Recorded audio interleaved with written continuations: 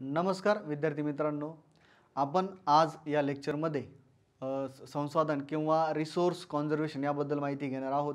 तर मी प्राध्यापक पुरुषोत्तम गांगुर्डे, भूगोल विभाग, मविप्र समाजाचे SVKT कला विज्ञान व वाणिज्य महाविद्यालय देवळाली यामध्ये आपलं स्वागत करतो आणि आज आपल्या विषयाला किंवा आपल्या आजच्या टॉपिकला सुरुवात करूया. मित्रांनो, मागील लेक्चरमध्ये आपण रिसोर्स क्रायसिस किंवा संसाधनावरील संकट किंवा अरिष्ट जे काही निर्माण झालेलं होतं त्याबद्दल आपण चर्चा केलेली आहे. तर आज या लेक्चरमध्ये आपण संसाधनांचे संवर्धन किंवा साधन संपदांचे संवर्धन, कॉन्झर्वेशन ऑफ रिसोर्सेस याबद्दल माहिती घेऊया.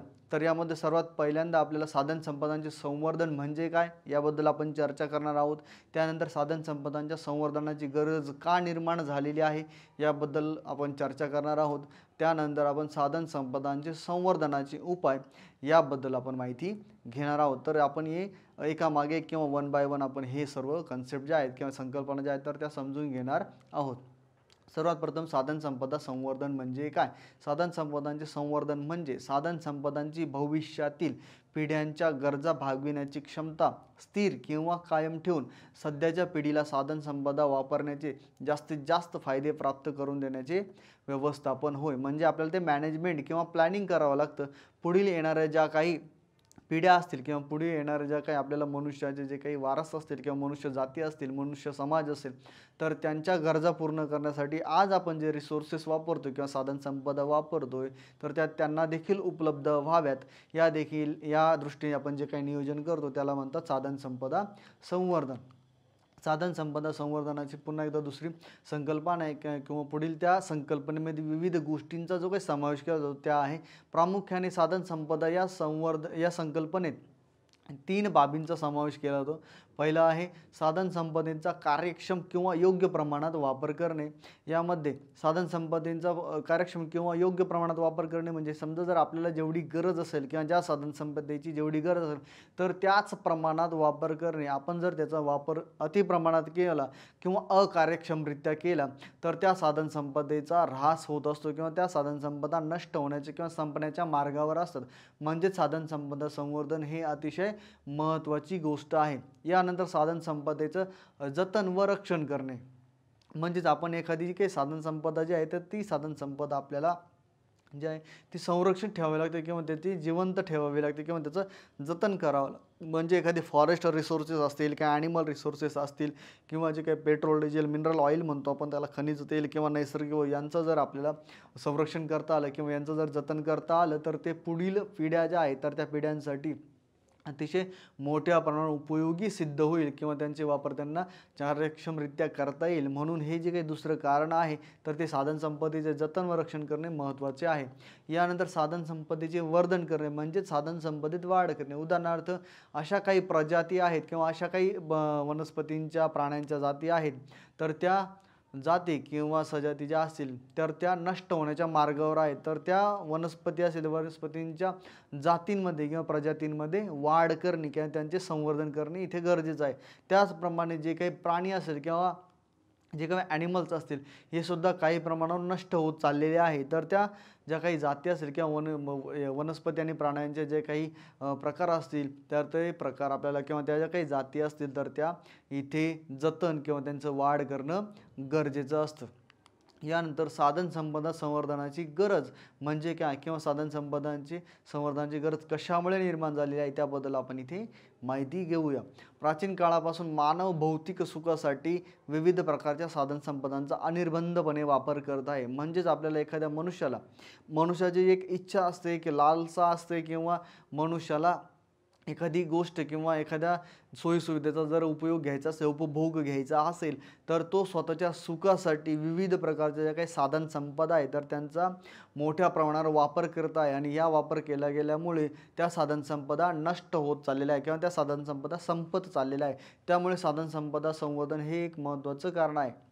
यानंतर साधनसंपदा ज्या काही नष्ट झालेल्या आहेत किंवा अनेक साधनसंपदा ह्या संपलेल्या आहेत, त्या साधनसंपदेचे किंवा त्या नष्ट झालेल्या साधनसंपदा पुन्हा निर्माण करता येत नाहीत. कारण आपण आधीच्या किंवा जे काही लेक्चर होतं आपलं, त्या लेक्चरमध्ये आपण अशी माहिती घेतलेली आहे का पारंपरिक साधने आणि अपारंपरिक साधने, संसाधने म्हणतो किंवा साधनसंपदा म्हणतो, यापैकी पारंपरिक साधनसंपदा ज्या आहेत त्या जर एकदा नष्ट झाल्या तर पुन्हा निर्माण करता येत नाहीत किंवा त्या जर निर्माण व्हायच्या किंवा करावायच्या असेल तर हजारो वर्षांचा कालावधीसुद्धा लागू शकतो. त्यामुळे साधनसंपदा संवर्धन करणे गरजेचे आहे. अनेकांची नैसर्गिक गुणवत्ता ढासळलेली आहे. अनेक साधनसंपदा ज्या आहेत त्या गरज पूर्ततेसाठी कमी पडू लागल्या आहेत. उदाहरणार्थ ऑक्सिजन जरी असेल तर ऑक्सिजन ही एक साधनसंपदा आहे आपल्यासाठी, मनुष्य जातीसाठी जिवंत राहण्यासाठी. तर त्याची गुणवत्तासुद्धा कमी कमी होत चाललेली आहे. कारण ओझोन क्षय किंवा ओझोन डिप्लेशन इथे तयार होत चाललेला आहे किंवा ओझोनचा विलय किंवा ओझोनचा जो थर आहे तो पातळ होत चाललेला आहे. यामध्ये आपल्याला मनुष्याच्या ज्या काही लोकल लेवलच्या ज्या काही ॲक्टिव्हिटी असतात किंवा त्याच्या आपण स्थानिक लेवलचे जे काही त्याचे सुखसुविधा किंवा सोयीसुविधा उपभोगण्याचं जे काही प्रमाण आहे तर ते प्रमाण वाढत चाललेलं आहे. आणि ते वाढत चालल्यामुळे या साधनसंपदा ज्या आहेत तर त्या साधनसंपदेवर मोठ्या प्रमाणात ताण पडत चाललेला आहे.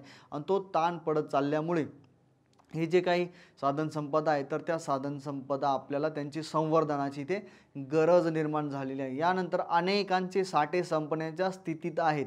म्हणजे खूप प्रकारचे जे काही संसाधने किंवा साधनसंपदा आहेत तर त्या साधनसंपदांचे साठे हे मोठ्या प्रमाणावर संपत चालले. उदाहरणार्थ दगडी कोळसा असेल किंवा खनिज तेल असेल तर हे खनिज तेल आपल्याला 100 वर्षे 150 वर्षे किंवा ठराविक त्यांचा कार्यकाल जो असेल किंवा कालखंड असेल तर त्या कालखंडांपर्यंत ते आपल्याला मिळू शकतात. परंतु जर त्यांचा अतोनातपणे वापर केला गेला तर ते संपण्याच्या स्थितीत सुद्धा आलेले आहेत.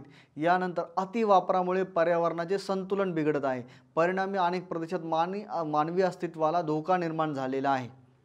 म्हणजेच काय, जर आपण एखाद्या साधनसंपदेचं मोठ्या प्रमाणावर जर आपण वापर केला गेला किंवा वापरलं तर त्या साधनसंपदा ज्या आहेत तर त्या साधनसंपदा ह्या नष्ट झाल्यानंतर मनुष्याच्या अस्तित्वाला सुद्धा धोका निर्माण होऊ शकतो. म्हणून आपल्या ज्या काही अंतराळ संशोधन संस्था आहेत पूर्ण जगामध्ये तर त्या असा एखादा ग्रह शोधत आहेत किंवा असा एखादा ठिकाण शोधत आहेत का त्या ठिकाणी आपल्याला मनुष्य जाती किंवा मनुष्य जो आहे तो जिवंत राहू शकेल किंवा तो तिथे वाढू शकेल. म्हणून अशा प्रकारचं संशोधन चालू आहे. याबरोबरच पृथ्वीवरती जे काही पर्यावरणाचा असमतोल निर्माण झालेला आहे तर तो पर्यावरणाचा असमतोल जो आहे तर तो संतुलित करण्यासाठी किंवा समतोल करण्यासाठी सुद्धा प्रयत्न इथे केले जात आहेत. यानंतर सतत वाढणारी लोकसंख्या, प्रगत तंत्रज्ञान इत्यादीमुळे साधनसंपत्तीचा मोठ्या प्रमाणावर किंवा अमर्यादितपणे वापर होऊ लागलेला आहे. जमीन, पाणी, वनस्पती किंवा खनिजे असतील, प्राणी असतील इत्यादी साधनसंपत्ती जी आहे तर ती मर्यादित स्वरूपाची आहे. म्हणजे जमीन वाढू शकत नाही, पाणी वाढू शकत नाही, खनिजे जे आहे तर ते सुद्धा आपल्याला वाढवता येत नाहीत. जे आहे ते मर्यादित स्वरूपाचे आहेत. या पृथ्वीवरील ज्या काही साधनसंपदा त्या मर्यादित स्वरूपाच्या आहेत तर त्या वाढवण्यासाठी आपल्याला काय करावं लागतं, प्रयत्न करावे लागतात. परंतु काही साधनसंपदा ह्या मर्यादित असतात किंवा त्यांची वाढ होऊ शकत नाही. म्हणून साधनसंपदा संवर्धनाची इथे गरज निर्माण झालेली आहे.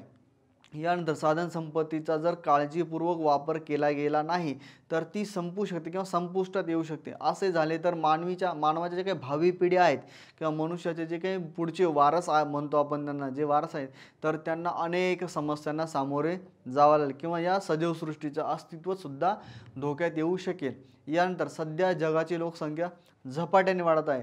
आज जर जगाची लोकसंख्या आपण जर अंदाजे बघितली तर 700 कोटींपेक्षाही जास्त असून आणि अजूनही ती म्हणजे सध्यासुद्धा ती मोठ्या प्रमाणात वाढत चाललेली आहे. जर इतक्या मोठ्या प्रमाणावर लोकसंख्या असेल किंवा लोकसंख्येचा वेग जो आहे वाढण्याचा तर तो वेग आपण जर कंट्रोलमध्ये किंवा आपण तो जर कमी केला नाही तर त्या लोकसंख्येला आपण मोठ्या प्रमाणावर सुखसुविधा किंवा सोयीसुविधा देऊ शकणार नाही. त्यांच्या ज्या काही बेसिक नीड्स असतील किंवा ज्या काही मूलभूत गरजा आहेत त्यासुद्धा आपण पूर्ण करू शकणार नाहीत. म्हणून साधनसंपदा इथे संवर्धन करण्याची गरज निर्माण झालेली आहे. यानंतर लोकसंख्या वाढीवरतीच्या विविध गरजाही वाढत आहेत. म्हणजेच या ज्या काही गरजा बेसिक नीड्स जर सोडल्या तर विविध गरजा, आरोग्य असेल, शिक्षण असेल किंवा फिरण्यासाठी किंवा रिक्रिएशन म्हणतो आपण, अशा पर्यटनासाठी विविध ज्या काही गरजा असतात त्या गरजा भागवण्यासाठी विविध प्रकारच्या साधनसंपत्तीचा वापर केला जात असतो आणि यातून अनेक पर्यावरणीय समस्या निर्माण झालेल्या आहेत. आणि या पर्यावरणीय समस्या जर अशाच वाढत राहिल्या तर पर्यावरणाचा असमतोल होऊन या साधनसंपदा ज्या आहेत तर त्या साधनसंपदा आपल्याला कोणत्याही कारणासाठी किंवा जे काही आपल्या महत्त्वाच्या गरजा असेल तर त्या पूर्ण करण्यासाठी वापरता येणार नाहीत. म्हणून साधनसंपदा संवर्धनाचे किंवा कॉन्झर्वेशन ऑफ रिसोर्सेस हे महत्त्वाचं कारण इथे सांगण्यात येईल. यानंतर पर्यावरणातील अविवेकी मानवी हस्तक्षेपामुळे अनेक समस्यांनी उग्र स्वरूप धारण केले आहे. त्यामुळे साधनसंपत्तीचे संवर्धन आजच्या काळाची गरज बनलेली आहे. उदाहरणार्थ आपण जर माणसाचा जर विचार केला किंवा मनुष्याचा जर विचार केला तर या मनुष्याचा जो काही तो मनुष्य आहे त्याचा मेंदू जो आहे तो अतिशय कार्यक्षम असतो किंवा अतिशय विचार करणारा असतो. त्यामुळे तो काय करत असतो, त्याची जी काही आपल्याला गरज असेल ती गरज पूर्ण करण्यासाठी तो कसलाही पर्यावरणाच्या इतर विविध घटकांचा वापर किंवा इतर विविध घटकांचा विचार न करता तो काय करत असतो, स्वतःच्या गरजा पूर्ण करण्यासाठी किंवा स्वतःच्या स्वार्थी वृत्तीमुळे तो विविध ज्या काही रिसोर्सेस असेल किंवा विविध साधनसंपदा ज्या असतील त्या साधनसंपदांचा तो मोठ्या प्रमाणावर वापर करत असतो. आणि हा वापर केला गेल्यामुळे साधनसंपदा ह्या नष्ट होण्याच्या मार्गावरती त्यांचा प्रवास सुरू झालेला आहे किंवा नष्ट होण्याच्या मार्गावर आहेत. म्हणून साधनसंपदांचे संवर्धन आपल्याला फार मोठ्या प्रमाणावर करणे गरजेचे आहे. यानंतर साधनसंपदा संवर्धनाचे उपाय सांगितलेले आहे. साधनसंपदा संवर्धनासाठी 7 आर इथे दाखविलेले आहेत. तर ते 7 आर कोणते म्हणजे रिड्यूस पहिलं जे आहे रिड्यूस म्हणजे कमी करणे. साधनसंपदांचा जो काही वापर आहे तर तो वापर कमी प्रमाणात केला गेला पाहिजे, म्हणजे फक्त योग्य आणि कार्यक्षमरित्याच केला गेला पाहिजे. जर साधनसंपदांचा वापर जर आपण कमी केला नाही तर साधनसंपदा ह्या कमी होतील आणि भविष्यामध्ये त्या संपल्या तर मनुष्याला त्या साधनसंपदांवरती जे काही आज अवलंबून आहे तर तो अवलंबून राहता येणार नाही किंवा त्या अवलंबून असल्यामुळे त्याच्या विविध गरजा किंवा प्रगतीला सुद्धा अडथळे येऊ शकतात. म्हणजेच साधनसंपदांचा जो काही वापर आहे तर तो कमी प्रमाणात केला गेला पाहिजे किंवा योग्यरित्याच केला गेला पाहिजे. म्हणून सर्वात महत्त्वाचे जे काही साधनसंपदा संवर्धनाचे 7 आर आहे तर त्यामध्ये सर्वात पहिला आहे रिड्यूस. नंतर सेकंड आहे रियूज. आपण एखादी साधनसंपदा वापरल्यानंतर तर ती आपण पुन्हा वापरू शकतो किंवा विविध गोष्टींसाठी वापरू शकतो. म्हणून त्या साधनसंपदेचं जे काही कारण असेल किंवा जे काही गरज असेल तर ती गरज इथे आपल्याला रियूज करून आपण वापरू शकतो. उदाहरणार्थ प्लास्टिकची बाटली असेल तर प्लास्टिकची बॉटल जी आहे किंवा प्लास्टिकची जी काही बाटली असेल तर ती आपण विविध गोष्टींसाठी सुद्धा वापरू शकतो. उदाहरणार्थ एखादी कुंडी असेल एखादं रोप वाढवण्यासाठी किंवा शेतजमीन जी आहे अशा विविध गोष्टींसाठी विविध साधनसंपदा आपण विविधरित्या वापरू शकतो किंवा पुन्हा पुन्हा वापरू शकतो. त्याला म्हटलं जातं रियूज. यानंतर आहे रिसायकल. काही गोष्टी जसं आपण पाण्याच्या बाटलीचं उदाहरण घेतो विविध कारणांसाठी वापरू शकतो, परंतु तीच जर ती पाण्याची बॉटल जर असेल तर ती पाण्याची बॉटल आपल्याला रिसायकल किंवा पुनर्चक्रीकरण विविध गोष्टींसाठी वापरू शकतो किंवा पुन्हा एकदा ती प्रोसेस करून पुन्हा एकदा पाण्याची बाटली आपण तयार करू शकतो. म्हणजेच आपल्याला जे काही साधनसंपदा आहेत किंवा ज्या काही रिसायकल करण्यासाठी किंवा पुनर्चक्रीकरण किंवा चक्रीकरण प्रक्रियेद्वारे किंवा रिसायकल करून आपण वापरू शकतो त्यामध्ये अनेक साधनसंपदांचा वापर होऊ शकतो. म्हणजे एखाद्याची पाण्याची बॉटल असेल तर त्या पाण्याच्या बॉटलवरती किंवा प्लास्टिकचा डब्बा असेल किंवा एखादं फूड ग्रेड आयटम असतं ज्यामध्ये आपण जेवण आणत असतो किंवा विविध गोष्टी बनवत असतो तर ते जे काही बॉक्स असतं किंवा ते जे काही मटेरियल असतं त्या मटेरियलवरती एक सर्कल दिलेलं असतं आणि त्या सर्कल किंवा एखादा ट्रिअँगल असतो त्या ट्रिअँगलमध्ये दिलेलं असतं का रिसायकलेबल प्रॉडक्ट किंवा उत्पादन आहे किंवा नाही. जर आपण एखादी वस्तू ती जर वापरून पुन्हा योग्यरित्या योग्य ठिकाणी जर पोहोचवली तर तिचं रिसायकल करता येतं आणि नंतर आपल्याला ती पुन्हा पुन्हा वापरता येते. यानंतर चौथा जो आर आहे तो आहे रिफ्यूज. म्हणजे काही संसाधने अशी आहेत की त्यांचा वापर गरज नसताना करू नये, म्हणून त्या ठिकाणी आपण तिथे नकार दिला गेला पाहिजे किंवा ते आपण नाकारलं पाहिजे. जर त्याची गरज नाही तर तो जे काही संसाधन आहे किंवा जे काही रिसोर्सेस आहे तर ते आपण इथे वापरू नये. त्यानंतरचा दुसरा आहे रिस्ट्रिक्शन. म्हणजे काही साधनसंपदा ज्या आहेत तर त्याच्यावर आपल्या वापरावरती निर्बंध लादले गेले पाहिजेत किंवा त्याच्यावरती आपण रक्षण करण्यासाठी आपल्याला काहीतरी रिस्ट्रिक्शन किंवा काहीतरी नियम लावले गेले पाहिजेत. उदाहरणार्थ जर जंगल आपण घेतलं किंवा जंगल संपदा जर घेतली, वने जर घेतली तर त्यांचा अतोनातपणे किंवा अतिवापर केला जात असतो. उदाहरणार्थ जंगलतोड केली जात असते किंवा त्या जंगलांमध्ये विविध जी काही संसाधने आहेत किंवा विविध जी काही वन्य उत्पादने आहेत तर ती आपण इथे मिळवत असतो आणि ते मिळवल्यामुळे आपण काय करत असतो तर त्या साधनसंपदांचा कुठेतरी ऱ्हास होत असतो किंवा ऱ्हास करत असतो. त्यामुळे त्या साधनसंपदांच्या वापरावरती रिस्ट्रिक्शन्स आणल्या गेल्या पाहिजे किंवा प्रतिबंध आणले गेले पाहिजेत. त्याचप्रमाणे जलसंपत्तीचा किंवा जलसाधन संपदेचं सुद्धा आहे.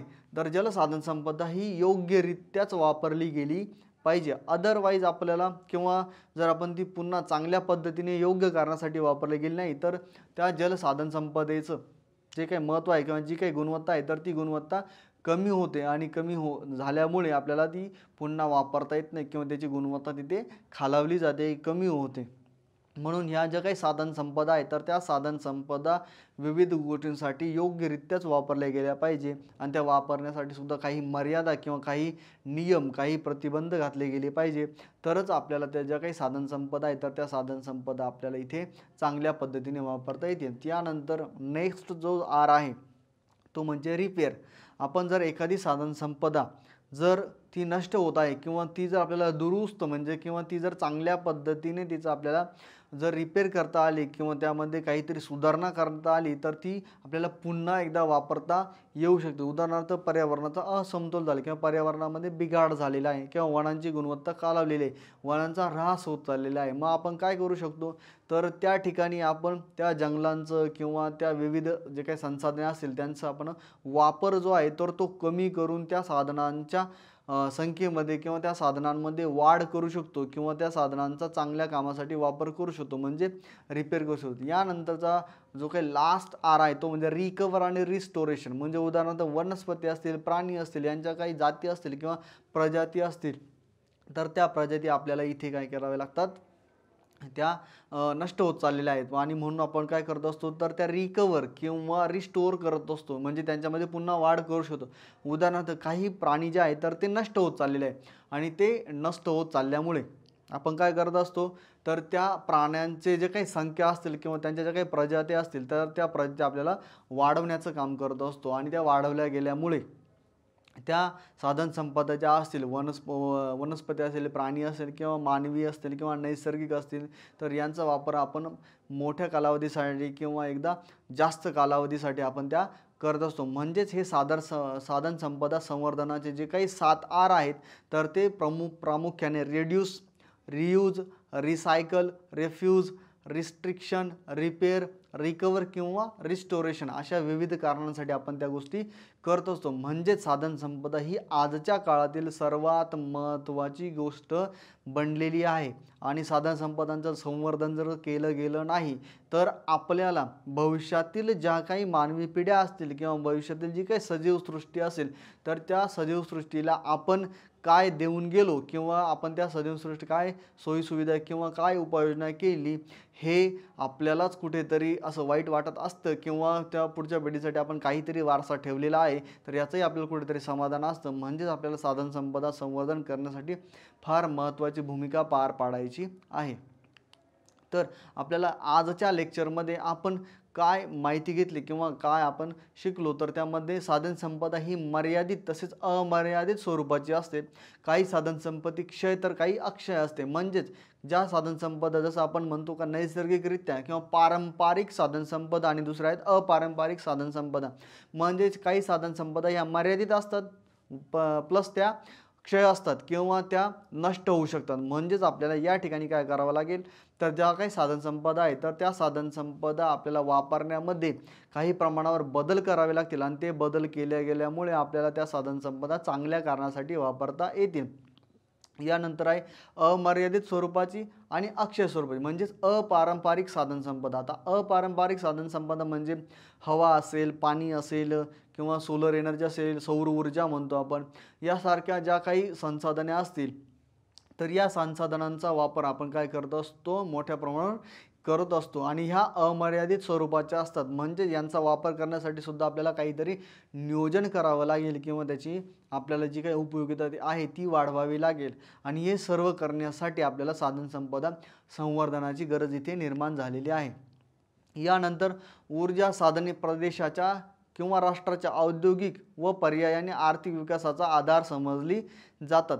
ऊर्जा साधनांपैकी काही ऊर्जा साधने पारंपरिक असतात तर काही अपारंपरिक ऊर्जा साधने म्हणून ओळखली जातात. आता हीच ऊर्जा साधने जी आहेत तर ती ऊर्जा साधने म्हणजेच आपल्याला एनर्जी रिसोर्स आहे यांच्याबद्दल जर माहिती घ्यायची असेल तर ती माहिती घेत असताना आपल्याला इथे ऊर्जा साधनांचा जो वापर आहे तर तो योग्यरित्याच केला गेला पाहिजे. जर योग्यरित्या केला गेला नाही तर ती ऊर्जा साधने संपुष्टात येतात.